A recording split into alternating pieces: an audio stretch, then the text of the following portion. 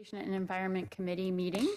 Before we begin, I want to remind committee members and members of the public to follow our code of conduct at meetings.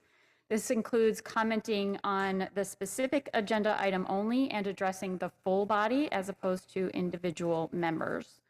Public speakers cannot engage in conversation with the mayor or the chair and the council members, board members, commissioners, or staff. All members of the committee, staff, and public are expected to refrain from abusive language, and failure to comply with this code of conduct that disrupts, disturbs, or impedes the orderly conduct of this meeting will result in removal from the meeting. All right, and now we will come to order. Can the clerk call the roll, please? Foley? Here. Perales? Here. Esparza? Here. Cohen? Here. And Davis? Here. Thank you. Thank you. All right, review of the work plan. I don't see anything from the staff. Is there anything from my colleagues? Seeing none, we can move on to the consent calendar. We need a motion for the consent calendar unless someone wants to pull. Approval. Second. All right, any comment? Any public comment? Don't see any. Any questions or comments from my colleagues? I don't see any. I actually have one about the Clean Energy Advisory Commission. I think there's an ad hoc committee that's being added to the mission of that commission. Joe, are you here from Community Energy? Come on down. This is Kip Harkness, Deputy City Manager. And I think the question is related to the future direction for the committee as following on Councilmember Cohen's memo that was approved at the last, our previous council meeting, excuse me. Yes, thank you. So the addition to the work plan, will that be coming as an amendment, or will there be a new work plan for the following year? I'm sorry, can you repeat that question for me? Yeah, so we've got your annual report and work plan for the Clean Energy Community Advisory Commission, but we have passed Councilmember Cohen's memo expanding kind of the direction for the commission. And when will those work plan items be coming to be added to the work plan for that commission is the question. Yeah, thank you. My name is Joe Flores, Deputy Director with Community Energy Department. We operate San Jose Clean Energy. And so the direction to staff is to, work with the Environmental Services Department in order to bring forward to City Council the what it would take to be able to, operate a Climate Action Commission and then be able to merge that. And so that would actually fall into, let's see, we can go ahead and include that as part of the work plan for the latter stages. I believe we're supposed to return to council by February. And so we can include that as part of the work plan for the community, for the CCAC. Okay, so will there be an amendment to this report coming? Yeah, we would need to make that amendment in order to include that. Okay, great. Thank you. Thank you. All right. Do my colleagues have any questions or comments? Seeing none, can we take take a roll call vote, please? Foley? Aye. Perales? Yes. Esparza? Cohen? Aye. And Davis? Yes. Thank you. We'll move on to item D1, Council Policy 5-1, Transportation Analysis Policy Status Report. Looks like we've got a bunch of people coming down to the box. So we have a full team here with Chris Burton, Ramses Madhu, Michael Brio, and I will hand it over to Chris to kick us off with the presentation. Thank you, Kip. Chair and committee members. Chris Burton, Director of Planning, Building, Code Enforcement. So we're returning to you with our update based on the last discussion here at T&E. And I'm going to hand it over to Michael to walk through the presentation.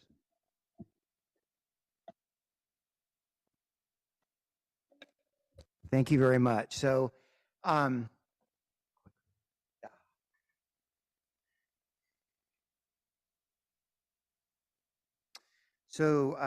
Right, so we're here to talk about the update to Transportation Policy 5-1. So just stepping back for a moment, a little background. This policy was established by Council in April 2018, and it's really what it is. It's a policy that that determines how we analyze transportation impacts under CEQA.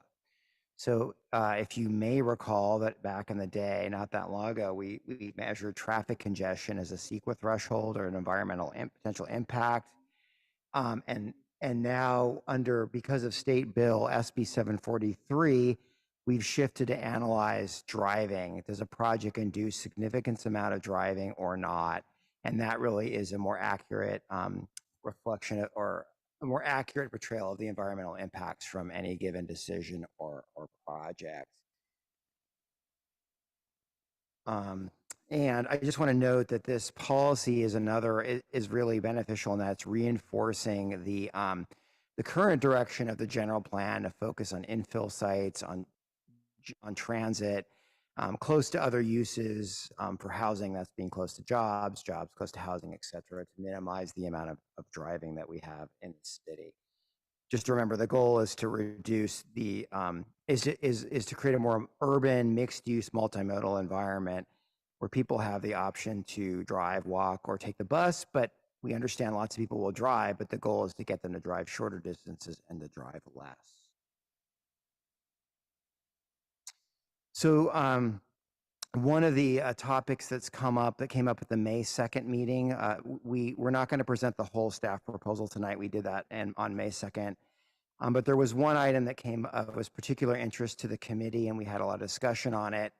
And that's the issue of when can you do a statement of overriding consideration. So when you do an environmental analysis, and if there's impacts that are identified, that can't be mitigated, you do an EIR. And so as part of the environmental process, or at the end of that process, if there's impacts that through that whole analysis, all the mitigations identified, that there's no way, in this case, for example, to reduce the amount of driving. There's just going to be driving, there's going to be cars, there's nothing you can do about it. The council can make what's called a statement of overriding considerations, where it considers the benefits of the project and makes findings how those benefits outweigh the impacts.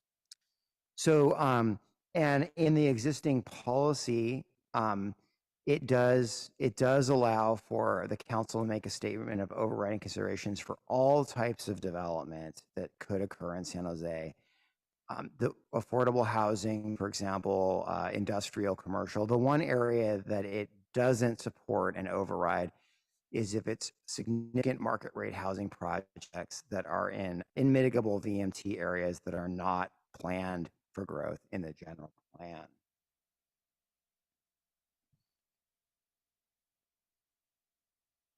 So on May 7th, Perales wrote a memo, and this memo was moved by the committee, and the committee asked staff to explore criteria really for how the policy could support a statement of overriding considerations for a general plan amendment in situations where the general plan is not planned for growth there, it's unmitigable, and it's of course a market rate housing project. So what we're doing today is we're coming back to you at the request of the committee with a draft sort of criteria for your consideration and discussion. What happens today, we'll get further direction from committee. We would potentially craft something that would be in the proposed policy that would be bringing back to council in the fall. So I just want to note that staff has and continues to recommend not carving out an override for market rate housing. We still think that we want to hold the line and sort of plan where growth can go. Just noting that this is a policy, so that council does have policies. Sometimes they have other considerations, and they override those policies and go a different direction. But we think it's important to have a strong statement about where it's appropriate for growth to go, what type of development should go, to further our climate smart goals, and the policies and strategies in the general plan. So the direction in the memo moved by the committee was to consider amendments, and when we do develop these amendments for your discussion, that the amendments align with the general plan and transportation strategies that we currently have, that a project, if it was allowed to get an override, would significantly contribute to solving the housing crisis, that we should include specific process and criteria, so entitlement process and the criteria that a project would need to meet. The project should include transportation and benefit packages equal to impact. There should be a full public outreach process. Employment land should not be converted to residential. That should be not part of the consideration that we bring when we bring something back today. Projects must be large enough to provide a balance of uses, and they must contribute to the vitality of their neighborhood. Okay, so I'm gonna introduce kind of what we have in the memo and what we kind of put together based on the direction from that memo. So in thinking about this, we thought that a framework that could be useful for thinking about this was Measure C, which was a ballot initiative in 2018 passed by a supermajority of the voters. And just kind of a reminder, so if you recall, there was a Measure B proposed by Ponderosa Homes to build a senior living community in the land designated industrial park that's owned by Carlsberg in the Evergreen area up against the foothills. And the city put its own measure on the ballot, Measure C, which was a countermeasure that said, okay, if you're going to do this, then the development would need to do these things. And that actually is part of our charter now, the city's charter. So one of the reasons we thought about it would be a good framework is that they both provide the Measure C does provide a framework for the conversion of non-residential land to residential. It's a similar geographic scope in that it's sort of the areas, now these are infill locations, but they're sort of the outlying areas of the city and infill locations. Measure C, I believe, applied to areas within a mile or two of the urban growth boundary. The other sort of issues are the threatened and employment lands, which are defined in Measure C, are areas that have red or unmitigable VMT, much like what we're considering, the council would be considering as part of this approach. And Measure C establishes criteria for development, and it furthers the goals related to affordable housing. And just of note, it was passed overwhelmingly by the voters.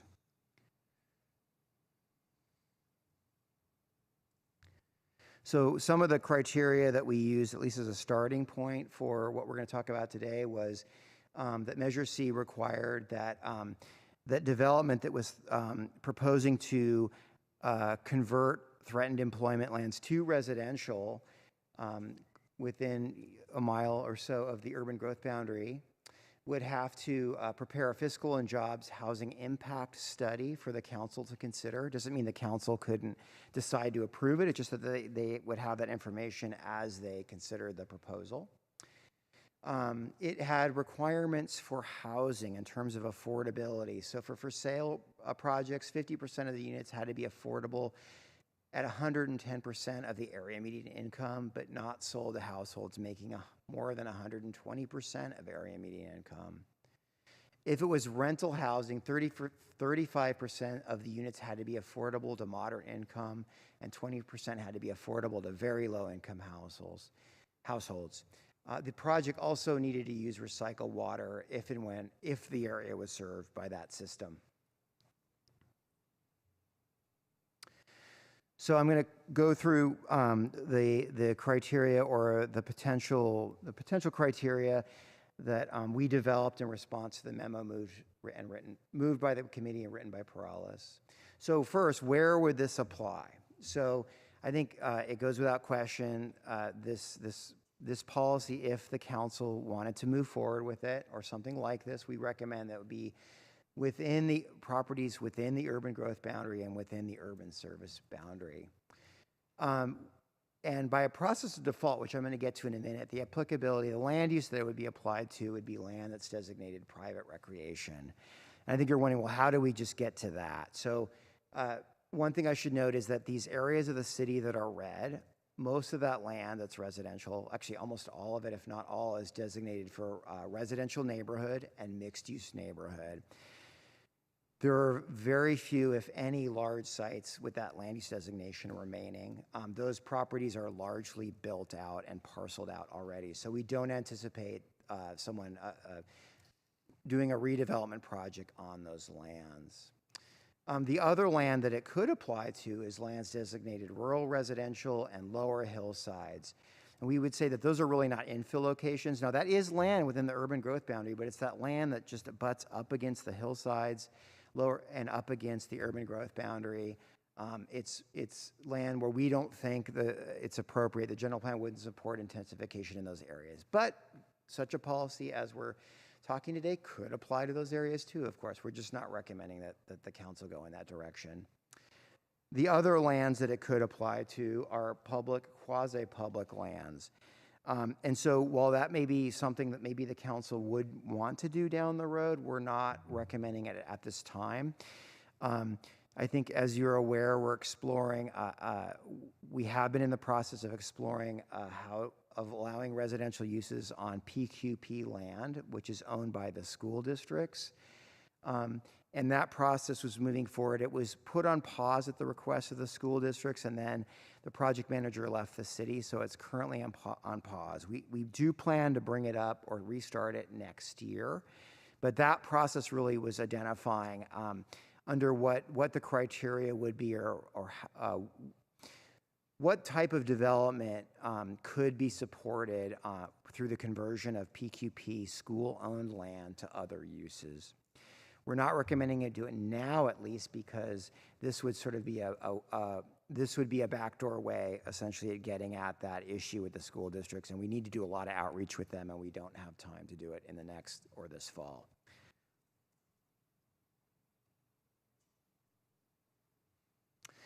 So here's the criteria. I just want to note that this criteria really is intended to get into one of the directions we received in the memo moved by this committee, which is that a project must significantly address the housing crisis. And I would argue that the housing crisis is really driven by, obviously, a lack of housing for low-income households. It's also being driven by a lack of housing for middle-income or middle-class households. Middle-class housing or moderate-income housing is a housing type that we are least successful in building. We have lots of subsidies that we're using to build low incomes. Are we doing enough? Absolutely not. But we're moving the needle there.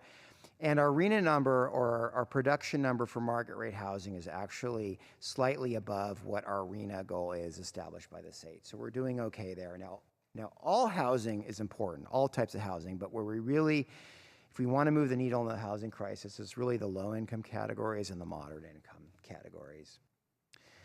So given all of that, the proposed criteria would be that 35% of the units be affordable to moderate-income households, making up to 120% of the area median income. And then in terms of the affordability, essentially what you'd have to do is you need to meet the IHO on site. So you need to provide low-income housing, either 10 to 15%, depending on the level, and build it on site. Now, I just want to note that this criteria doesn't get into whether it's for sale or market rate, so that's left open in both cases. So in total, the total below market rate requirement would be between 45 and 50%. And again, IHO would need to be met on site. You couldn't, as most developers market rate developers tend to do is they tend to write a check, and the city builds those units elsewhere. So the other direction we got was related to coming up with criteria with transportation. I just want to note that the criteria for transportation under this proposed framework is no different than it would be for a project, an industrial, a commercial type of project that needs an override. So the project would need to mitigate VMT impacts to the maximum extent feasible, and they would then construct or fund multimodal improvements as part of their mitigation to the maximum extent that they can mitigate. We're also recommending that the project use recycled water if and when recycled water is available to the site.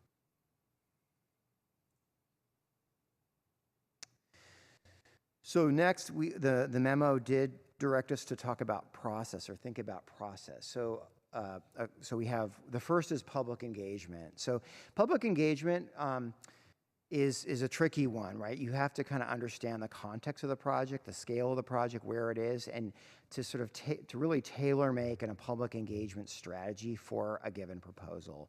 So depending on what it was, we would anticipate the council and the mayor would give us direction on what that would look like.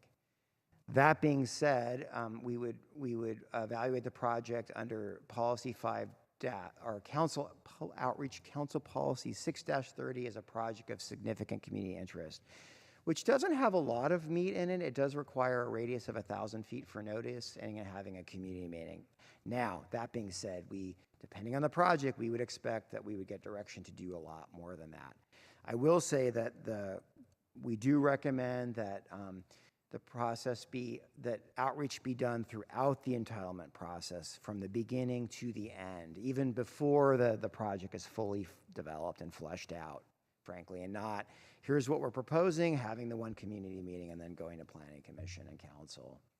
The other thing that's going to be really important is whatever area that occurs, that the outreach be conducted in all the predominant languages in that area. So on to fiscal analysis, like with Measure C, we're recommending that a proposal do a fiscal analysis to identify the fiscal effects of the project upon the city. They could be positive, they could be neutral, they could be negative. It's just important for the city to understand that. We also recommend that analysis be done out through the horizon year of the general plan, which is 2040. This fiscal analysis should be paid for by the applicant, but prepared by the consultants working for the city. And then finally, the entitlement process. So I think, as you're aware, committee, that oftentimes when we get general plan amendments, or you all consider general plan amendments, and we process them, we don't have an actual project proposal. It's what we call a color change on the map. It may be from gray to yellow or yellow to gray, and the applicant may say things like, oh yeah, that's what we plan to do. But there's really no certainty about what is on the table to be considered when the council makes a decision on whether to change the general plan amendment. There's also not certainty for the stakeholders and the community as well. So what we're recommending is that if the council were to move forward with this approach, that it require that an applicant submit a project with their general plan amendment to be considered and processed concurrently. One of the benefits of that is the outreach that's done can be done for the whole package, not just the general plan amendment, and sort of really explaining to everybody involved, including the community, get more direction on the actual project. And ultimately, it would provide more clarity as what would be approved when the council makes a decision on the general plan amendment. So I kind of touched upon this a moment ago, but the next steps are to take Policy 5-1 to Planning Commission with our staff recommendation on November 9th, and then return to Council on November 29th for consideration of all of the changes and the Planning Commission's recommendation. And that concludes staff's presentation, and we will open it up for questions and discussion. Thank you. Thank you. We'll go to members of the public first. There are currently no hands up. All right. I think we have somebody in person.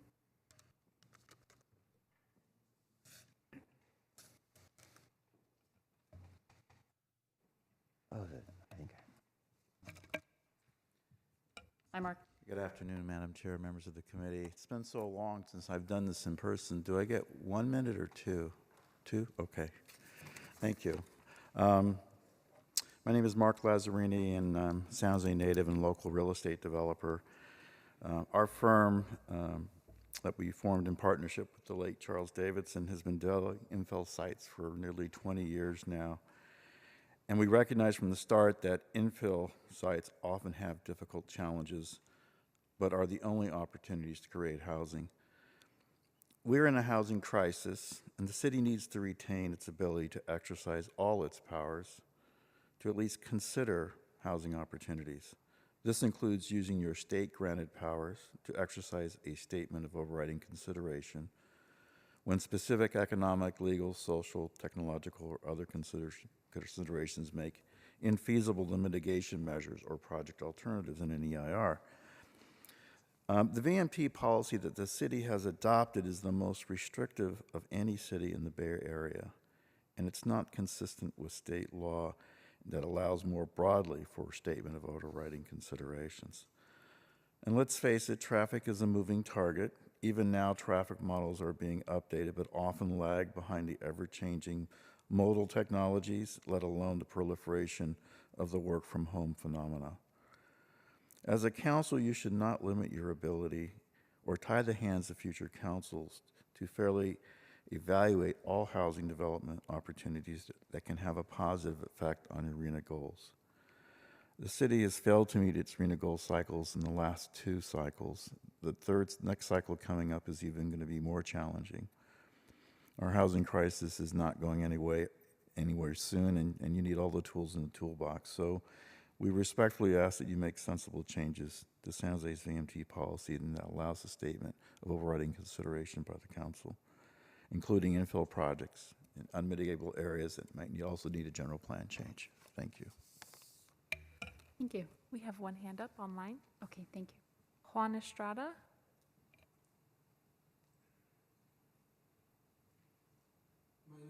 Estrada, and I will speak via 2 roles today. To begin with, I represent Green Foothills. We ask that you reject further exploration of the additional changes to the policy regarding development on private recreational and open space land. Staff did not recommend this additional change, and we support staff's recommendation without this change. San Jose should not be targeting remaining open space for development in this way. It is a further denigration of environmental values that the proposal would essentially waive the requirements of the city's VMT policy. Between granting exceptions to the policy and putting development on open space, there will be a double impact on the environment. Additionally, a policy should not be largely driven by a single property like the 114-acre former Pleasant Hills Golf Course site, or that should be clearly identified for transparency. This 114 acres of open space and recreational land could provide really badly needed open space and recreational uses to the city. Future plans should include dedication of a significant percentage of that space as open space. We support community leaders in demanding that exploration of development for the site should be through a city-led process with community engagement instead of developing a policy to make an exception for it. I will now speak via a different role. I was honored to serve on the Envision San Jose 2040 General Plan Review Task Force along with some of you. The task force included over 40 stakeholders who met many times over the span of a year and considered a wide range of community input. Consideration of task force recommendations ended less than a year ago. This policy change would be a fundamental change from the general plan that should have been proposed during that review. Such a drastic policy change could also have implications for other areas, as it could be used as a model to apply for other types of zoning. Lastly, my understanding is that you've now heard from over 200 community leaders and residents who are requesting transparency and equal treatment in the process, plus the ability to provide input to ensure their needs are being met. Thank you. Robert. Hello, my name is Robert Reese. I chair the Land Use Committee of the District 8 Community Roundtable. I want to thank the committee for making this time available today. I just want to reiterate some couple of points that Juan made, which is we need to be clear that staff is not recommending Councilmember Peralez's change. We need to understand that during the context of the General Plan Task Force, there was no consideration of Councilmember Peralez's suggestion, even though there was ample opportunity to do so. And that was really unfortunate because participating in a community effort like that in regular order. The task force made their recommendation, the council adopted it, and then shortly thereafter, there have been many meetings to talk about the path to relaxing the VMT standard. Throughout this process, the District 8 Community Roundtable has suggested that there be significant community engagement. When the Evergreen Task Force was concluded, there are about 700 acres south of Story Road that are underdeveloped or vacant land. So you have a considerable amount of land within this area that could be potentially impacted by this. We've really suggested that there be visioning before entitlement process begins. We noted that there's currently a visioning process going on for a 15-acre parcel on Monterey Road, and we're wondering why we're not included in those kinds of efforts for visioning like we've been requesting for the last several years. And really the whole request is rather bewildering.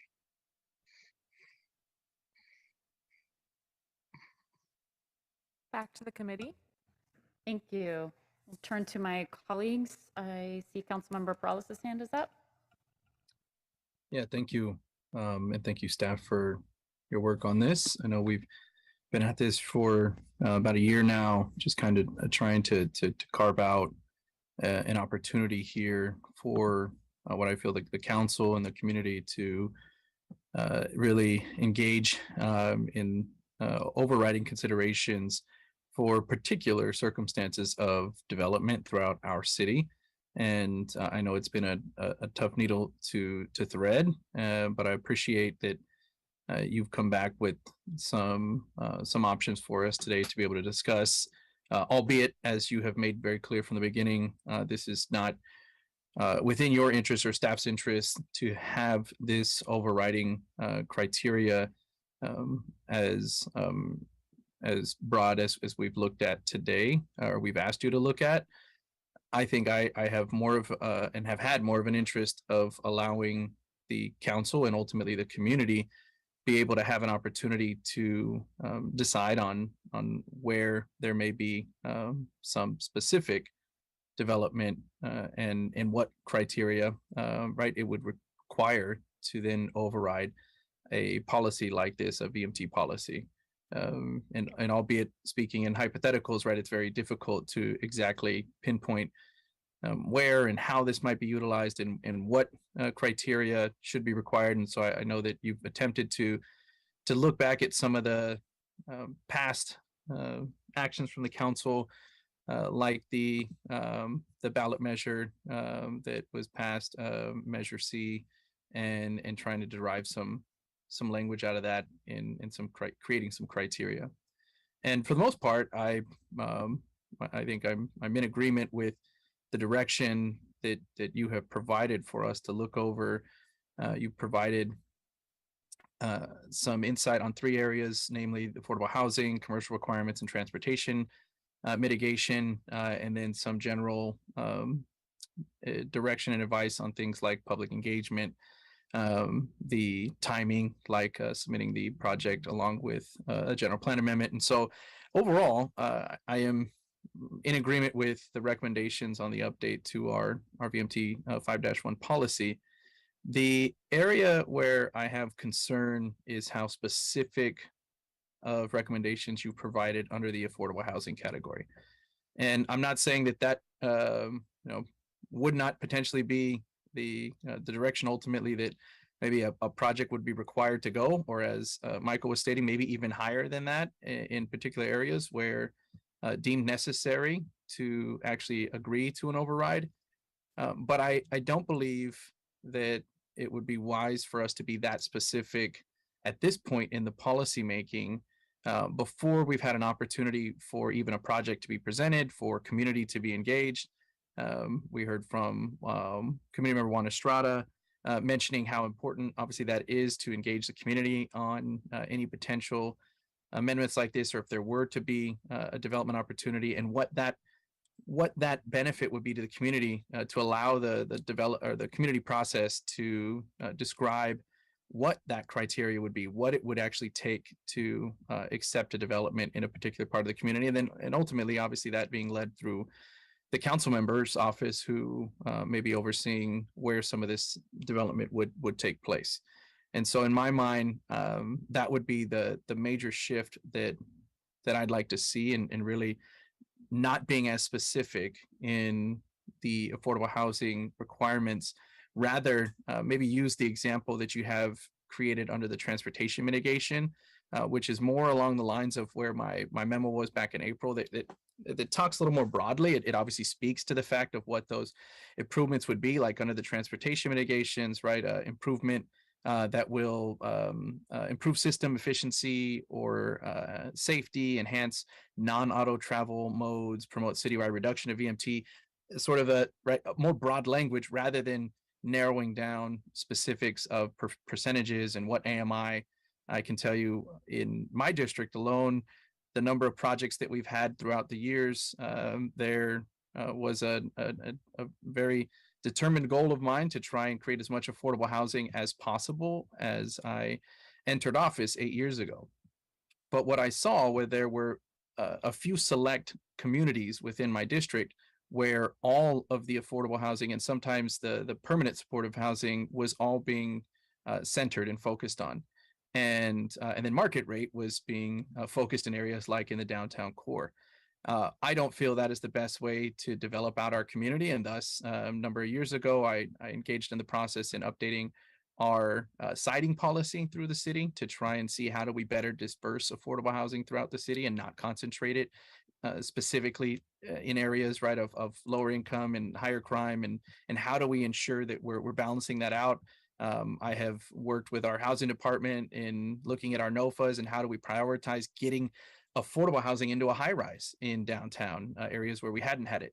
And so that really has struck out to me throughout the years, the need to be able to have an opportunity as the council representative to help and determine, what may be best in a particular community and work with that community to be able to figure that out. And so I do want to make a suggestion for my colleagues to be able to chew on, and maybe we can get a direction out of here. But for the most part, it's incorporating the staff recommendations really with just a specific change to the affordable housing criteria.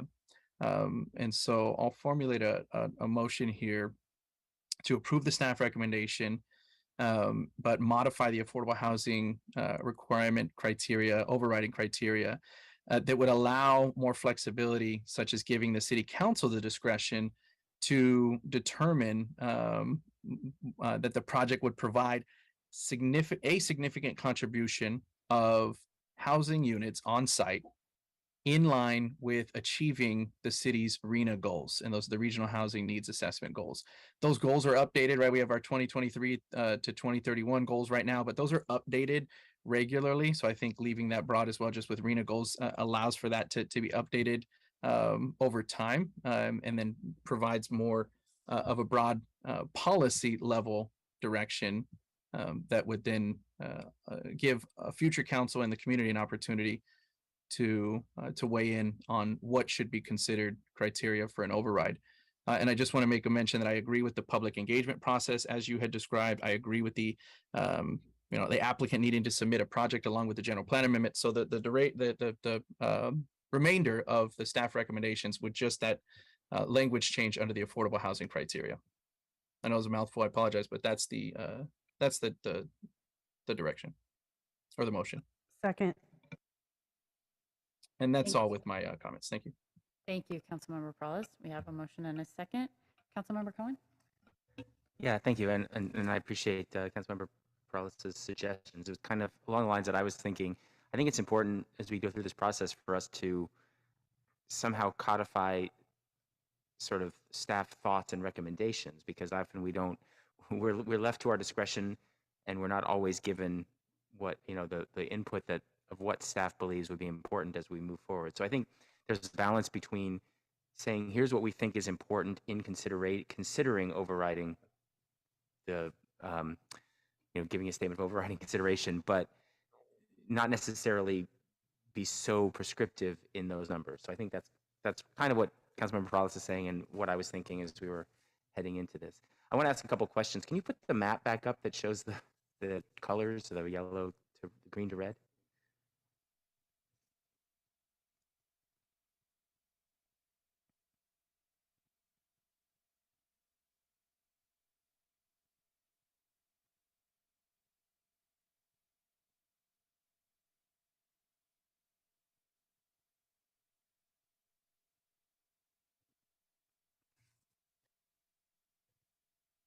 Let me ask, while we're waiting for that, I'll ask another question. So Measure C was about converting protecting industrial land, right? Not really about the other kinds of lands that we talked about here. I just want a clarification. You're just using that as a guide as you think about the other kinds of conversions too. Is that correct?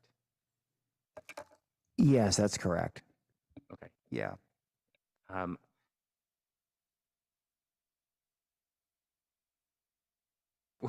we're putting a lot of thought into what I think are a very limited number of states.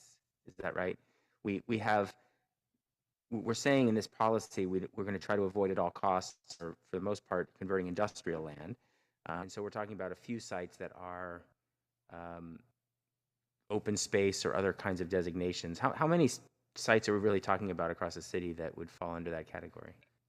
Yeah, I can't give you an exact number. We didn't do a deep dive into a precise number, but I would say it's we know of one, and there may be a couple others, but it's very, very limited. It depends how the council ultimately were to apply this.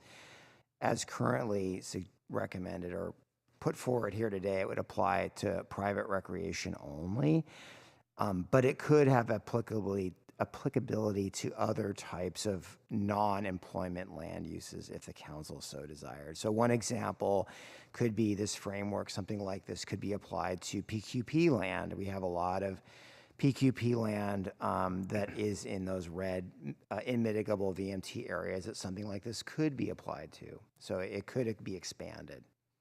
Yes, my next question was going to be about PQP lands. I know we were talking about potential policy development for school conversions. In the absence of having done that policy and having council talk about that policy, if a school district were to come forward between now and the time we do that, what would be we would be using this process that we're putting in place here then as we consider that? Correct. So, and this very well, actually, this is going to happen. It's happening right now. There's a proposal for converting Glider School and Oak Grove School Districts to a residential neighborhood land use designation. And so the process for them is that they need to prepare an EIR, which wouldn't change under this framework that we're talking about here. What we would do as staff is we'll bring it back to council for early consideration. So we'll say, council, so we have this proposal. It is inconsistent with the general plan, and the transportation policy does not support an override for this. So the council would have two choices, and we in this case we anticipate doing this early next year on this glider case amendment. The council could say, no, let's deny it because it's not consistent with the general plan. We don't think it's a good idea. Let's deny it. Or they could say, no, let's consider processing it. Or staff consider to process it. It may have some merits. It's something we want to think about. And if the council were to do that, then the applicant would prepare an EIR. When the applicant were to return, then the council would need to sort of, they obviously would look at this policy and they would say, well, we're going to go against the policy in this case or override it and say, we are going to consider a statement of overriding considerations contrary to this policy. So that's something the council could do. And then they could certify the EIR with override, and then they could, if they so desired, approve a general plan amendment of some kind. So that's the process as currently laid out. Now, at some point in time, we will go through, and next year we intend to kick off or restart the process of talking about how PQP land that's owned by the school districts could convert. And, we anticipate there'll be much more conversation about how this process would work in those cases. But we're just not there yet. Okay, thank you. This map, it depends on, I mean, the calculation of BMT and whether it's mitigable or not depends on what kinds of transportation there is in the area in addition to what's near it. Is that right? I mean, so in other words, if you have public transit in the area, then that has an effect on what the calculation will be. Is that right? Hi, Ramses Madhu, Department of Transportation. That's correct. The calculations are based on a summation of immediate transportation facilities, but also land use, right? Because if you remember, VMT is not only about whether people take transit or bike or drive, but also how much they drive. So there's a lot of resources directly around a neighborhood. Whether or not there's things nearby for the places they need to go once they like, live in this property. Yeah, so there's like a measure of mixed useness within the calculation as well. Okay. I'm just curious because, you know, there will be potential improvements or not that may or may not come from VTA and others. And I'm just thinking about, for example, in this area that's down Capitol, if in fact light rail is extended down Capitol, does that mean that these colors will change with time as we have more transportation options in areas? That is correct. So we've just done an update to this map that will be published within the next month or so. And it already shows a difference because of the new BART stations that opened up in your area. Oh, because of the new ones in the Northeast, but not yet future projects. That's right. No, we don't. It's these maps always reflect the recent past, not the future. Okay, but there's potential for changes as the transportation infrastructure is changed or built out. That's right, and the map is built on the CEQA standard, which means you can't project forward in that way in the base maps. Okay, thank you. And my last question is just for my edification. I think when we say we need a developer would have to have a project in order to ask for a GP amendment, what is the definition of what constitutes having a project? How far along in a process does that have to be in order for that criteria to be met? Yeah, so a project would need to be a rezoning. Well, by state law, there has to be a rezoning with a general plan amendment considered at the same time, although it could be just a standard off-the-shelf zoning district. But it would have to be some kind of rezoning. It could be a PD zoning or a straight zoning. And then there would have to be a site development permit or a PD permit if it's a PD zoning process that shows, for example, where the parks are going to go, where the streets are going to go, how big is the park, what is the unit mix, what's the density, where are the different uses going to go. So you actually understand the actual project in terms of what is being considered. So it can be some general layout without having gone. I mean, I'm curious. Obviously, the idea here is to prevent conversions that would just be able to help sell land, right? But to actually have a project that's realistic. Correct. So it could be, if it's a very large development, it could be like a PD master permit. So you wouldn't necessarily get on the architectural scale, because sometimes developers, what they will do is they'll sell off chunks to specific developers and they'll come in with their product type. But it could be at least a sort of a master PD level scale, level entitlement. Okay. All right. Thank you. Not unlike Barry S. a little bit. Thank you. Other questions for my colleagues? I just want to thank Councilmember Perales for his comments. I agree that the criteria that you proposed, they all sound good on paper, but until we see individual projects and until we hear from the community, I think it's really hard to be this prescriptive in the abstract. So I very much thank Councilmember Perales for his direction to provide broader language for us. I think it's really helpful as well, Councilmember Cohen mentioned this, for you to lay out, not in the policy obviously, but in the staff reports, what criteria you think would be helpful in individual cases when those things come to us for whether or not, for us to decide whether or not to override. And I would say specifically for PQP, knowing what other parkland is available in the area is something that would be very helpful for us, and how any proposed project like the glider school, that example that you used, Michael, what that would do to the availability of open space in that neighborhood and in the surrounding neighborhoods. So, because that is something that I think gives me real pause in terms of, we don't want to convert employment lands, but I'm actually really concerned about the conversions of school district lands because of the availability of those sites for kids to play outside of school hours and on the weekends, and even for dogs to run and all kinds of stuff like that.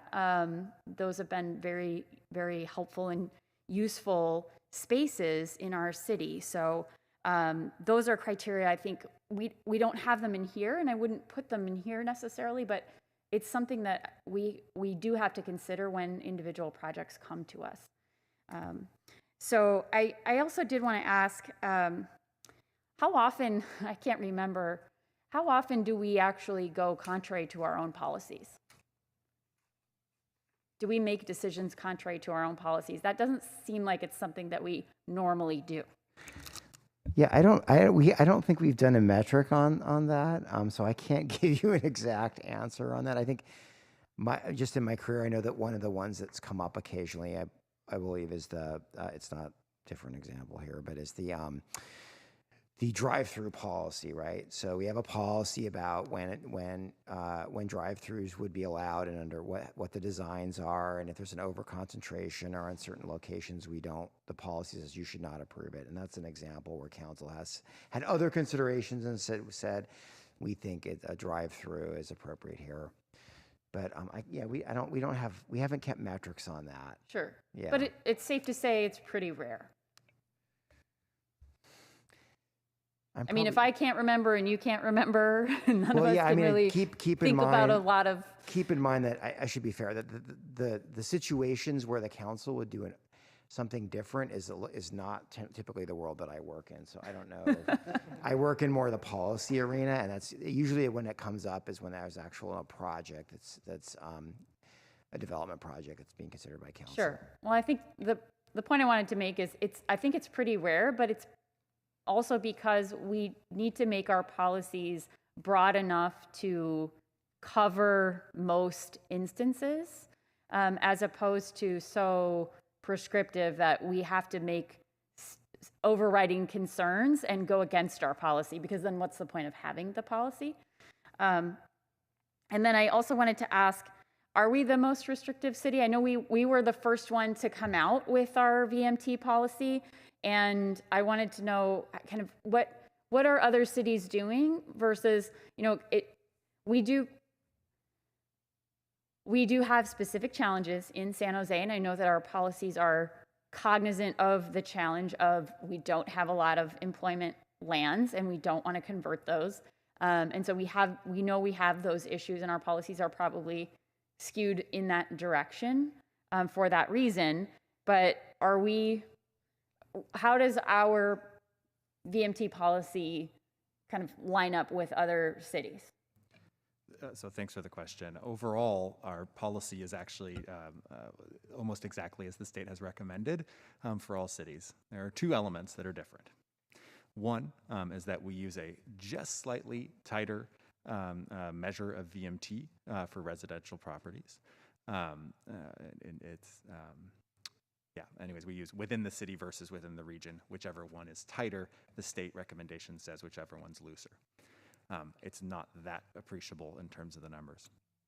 The other one is what we're talking about today, which is the overriding consideration, right? And this is just one part amongst the rest of the policy.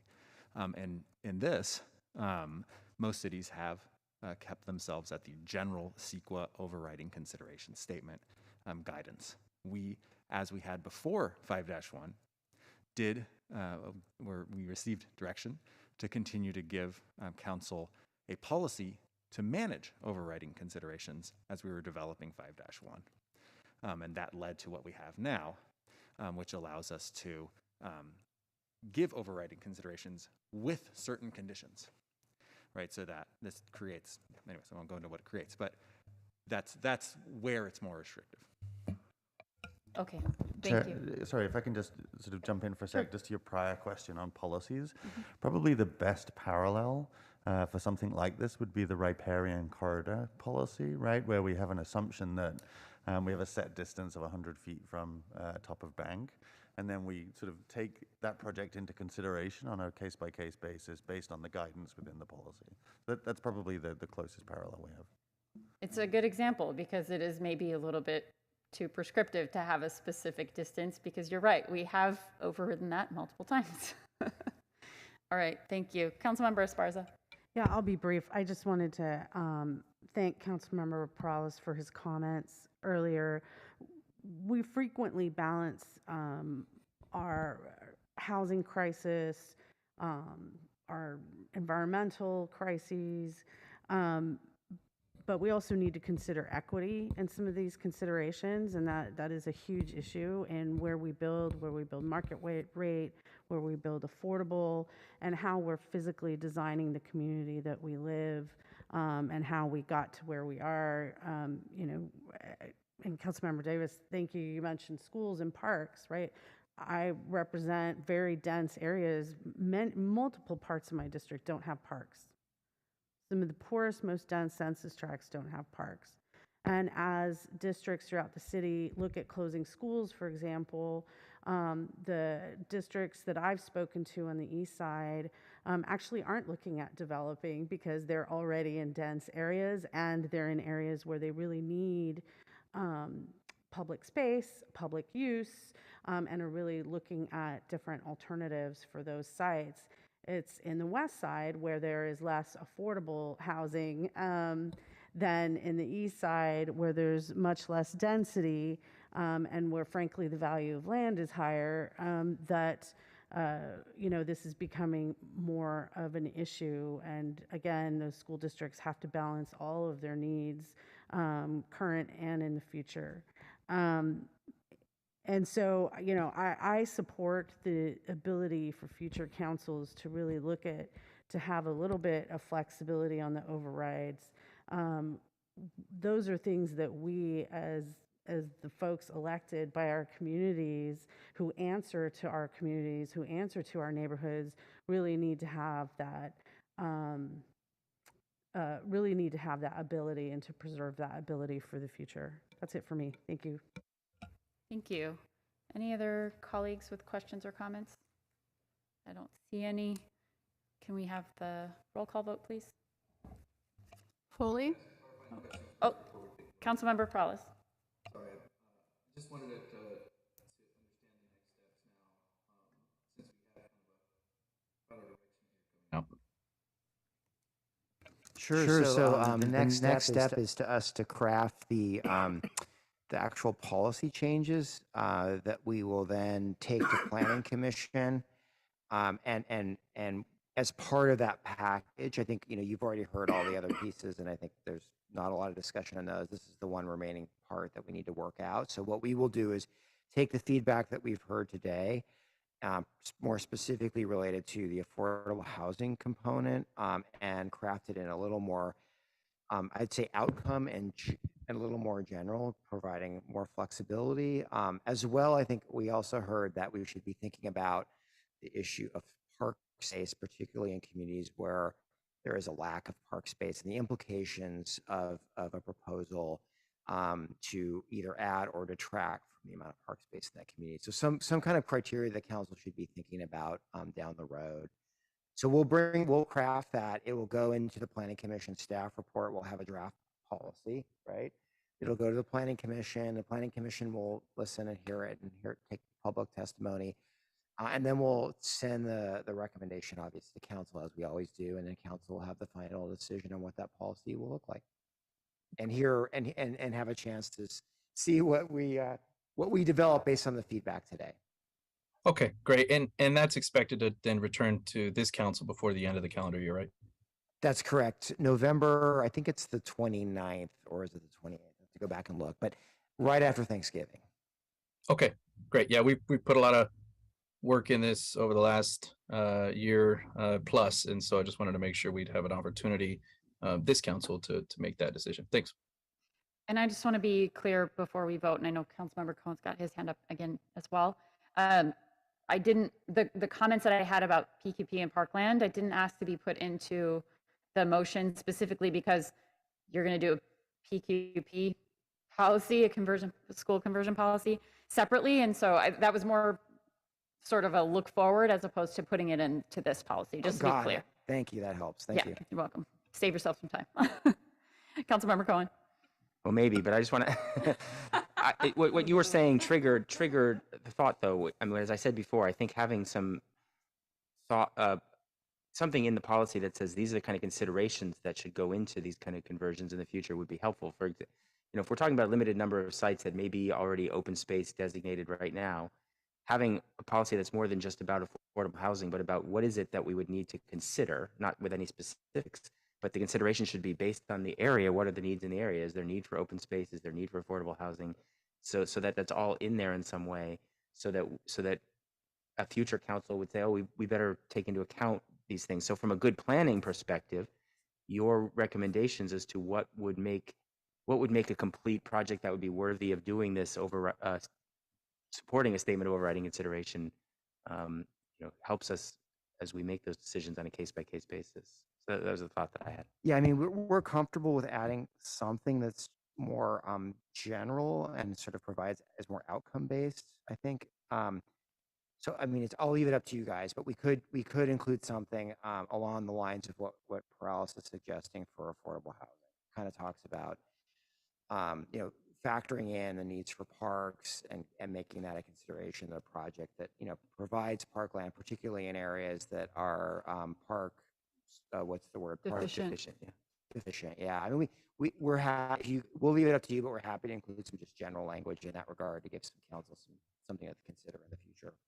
Considerations versus criteria, I think, is the key concept here. I'll leave it up to Councilmember Perales. Do you want to add anything about other considerations to your motion? If it's a simple kind of, broad one sentence, right, or two that it speaks to, similar to what Councilmember Cohen was saying, that makes mention of things that could be considered, I think that's fine, but I don't think it has weight anyways, right? I think that that could be determined project by project basis, that these kind of things may come up. So I'm fine with that if staff thinks they can craft it, pretty easily in a broad language of a sentence, right, or two, to capture what Councilmember Cohen was saying and Councilmember Davis. But I definitely don't want to, get even more prescriptive than where we were at today. I see nodding heads in the box. Is that okay? Yep, thumbs up. Okay. Is that okay with the seconder, Councilmember? All right, thank you. I think we are now amended and ready for the vote. Foley, Aye.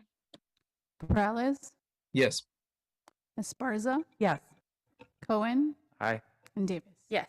Thank you. Thank you. All right. Thank you, gentlemen.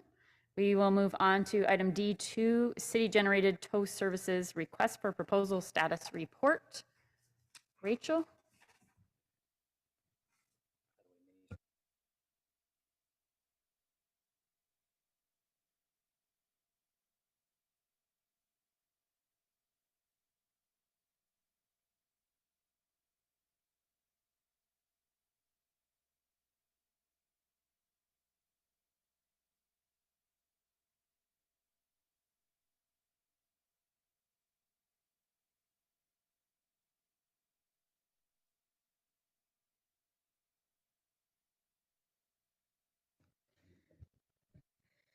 Good afternoon, Chair Davis, Vice Chair Cohen, committee members, and the public. I'm Rachel Roberts, Deputy Director of Code Enforcement, and I'm here today to provide you with the verbal status report following the June 6, 2022 T&E direction from the Transportation and Environment Committee regarding the city-generated tow services RFP. I am joined today by Lieutenant Cristobal Dominguez with the Police Department, and we also have Finance Assistant Director Luz Confresi-Howe on Zoom to also help us with any questions. So the verbal report will consist of a recap of the direction that was provided at the June 6th T&E committee meeting. We'll then cover our determination that was made on the feasibility of each of the proposed options that we were asked to explore. And then we'll provide you with the current status of the city-generated tow services RFP. So on June 6th, the T&E committee directed staff to do the following.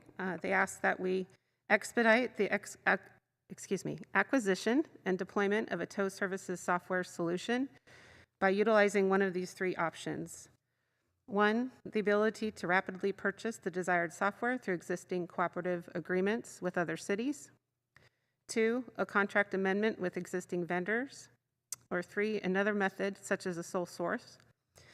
And if none of these above options were feasible, then the committee directed the city manager to expedite the procurement within the city process to ensure the desired software can be rapidly acquired and deployed, and that we return to the August T&E meeting with a verbal update on the status of the acquisition of the software and where it fell in the prioritization. And so we're here today to do just that. So option one, following the June 6th committee meeting, staff, including code enforcement, the finance department, as well as the city attorney's office, reviewed these options and made the following determinations. So for option one, which was using a cooperative agreement, staff did determine that this was not feasible, in that the RFP does seek options for tow software providers to directly contract and provide towing services on behalf of the city. The procurement, therefore, would potentially revamp the city's existing tow delivery service model. Also, given the city's localized requirements for tow service delivery, a cooperative agreement would not be an appropriate procurement vehicle to utilize, nor is one likely to exist. And then lastly, cooperative agreements are normally reserved for commodity type equipment and services where lack of a diversity in vendors or distributors exists. The second option we explored was the contract amendment with existing vendors. Staff determined that this was not feasible. The city does not have an existing contract with tow software providers that can be amended to include the tow services that we're requiring. The existing contracts that were awarded in 2016 did not include the expanded services or the new tow model. And amending these contracts with one or all existing tow providers for this purpose would not meet the city's intent to contract with a new software provider to potentially establish the new model and administer the towing services. Option three, which was to consider another method such as sole source. Staff determined this was also not feasible in that we did conduct a request for information in 2019 where tow software providers, with tow software providers that yielded responses from multiple companies. We found that it would be an unfair practice for the city to sole source with one company when there are multiple providers potentially in the market. And it did not meet the criteria under Municipal Code 4.12.230 to qualify for a sole source agreement.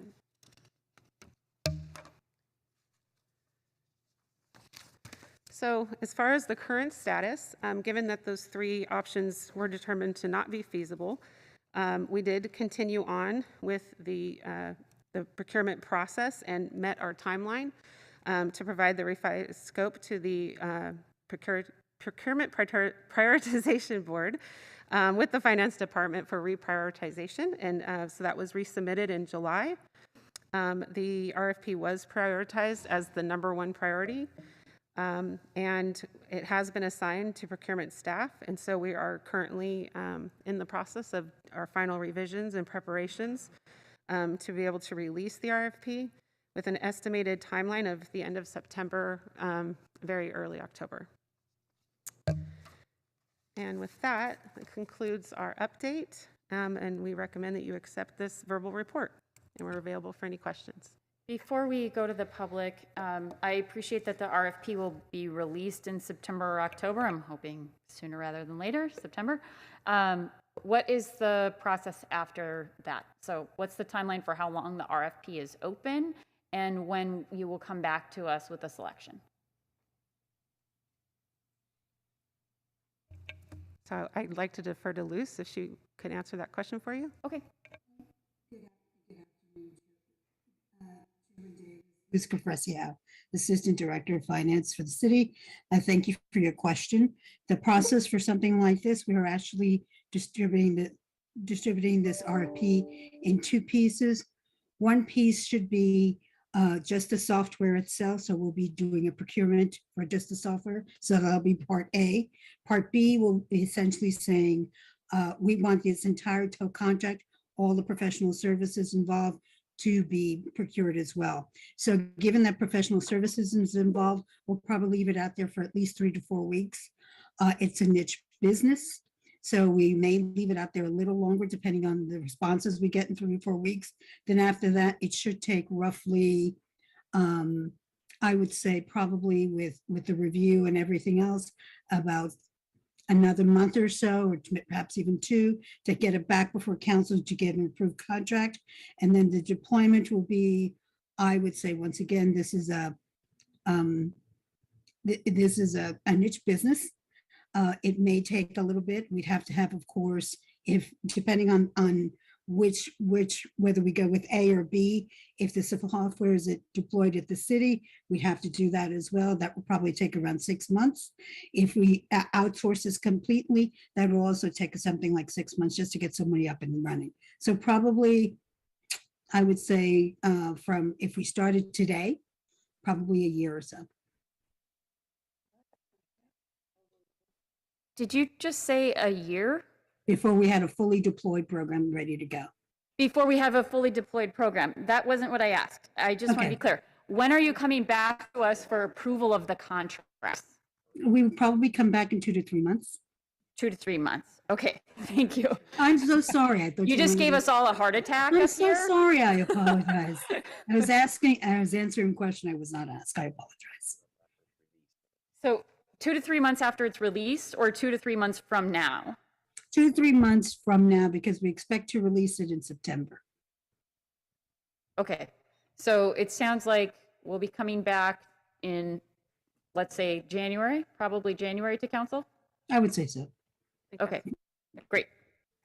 Thank you for that clarification. All right. I want to go to members of the public, but I don't see any hands raised. Do we have any cards? No, we have no public speakers. Okay, I'll go to my colleagues then. Councilmember Esparza. Thank you. Yes, thanks for, I was like, what? Did she say year? What? Thank you for clarifying that. You know, I would say next to sort of homelessness in general, this is the #1 issue my office gets contacted about, and I don't think I'm that unique in that regard. And so I really do appreciate this being a #1 priority. I know you get lots of calls from the public, as well as 10 council offices and the mayor about it. A couple of questions. One is, because I also wanted to address some of the things that we had done prior to COVID, and then it had been amended, which is that we had offered sort of extra money as an incentive to towing companies to tow and really address the junk reimbursements, RVs. Some of the vehicles are full of bio-waste and all of that then need to be disposed of. And so that has expired. Do we have plans to bring that back? Yes, Councilmember Deputy Director Rachel Roberts. We are planning to bring back a proposal for another round of reimbursement that would go to the operators for tows related to the Beautify SJ large tow events that they're administering throughout the city. And we expect that to be part of the 6th Amendment, among other changes that we're making to improve the service model in the interim. And we're expected to come back in September with that. Great, thank you. I think that's really important, and as we've seen sort of the ebb and flow of service delivery, keeping that going, I think is really critical. And I had another question regards to the software RFP. So when this was first brought forward, the reports had indicated that this would be then transferred to the police department. And how does that align? Is that once the software, a year from now, as Luce just freaked us out over, so will the timing for that transfer align with this software process? Yes, that is the hope. So we're working on that in parallel with the RFP process. So we'll be working with PD on a transition plan that we will be developing. We also have to come forward with any budget proposals that may be needed to add resources to administer the program on our side once we onboard that new vendor. So our hope is to have those things in place and ready to go by next fiscal year. Okay, thanks for that clarity. I think we all want the software moved forward yesterday, and I think it'll clear up, there's been had been in a prior committee meeting some discussion about the fee, and yes, there's a fee, but if that fee to provide faster, better service, then it's worth it to not have your car in for an extra night, right? So on balance, it's a lot cheaper and hopefully a lot easier on us as a city and on our residents and businesses. Okay, with that, I'd like to move approval or move to accept the report. Second. Thank you. Any other colleagues have questions or comments? All right, seeing none, we are ready for the vote. Foley, Perales, Yes. Sparza, Yes. Cohen, Aye. Davis. Yes. Thank you. Thank you. And let's see. We are moving now to open forum. There are currently no hands up. All right. Well, with that, the meeting is adjourned.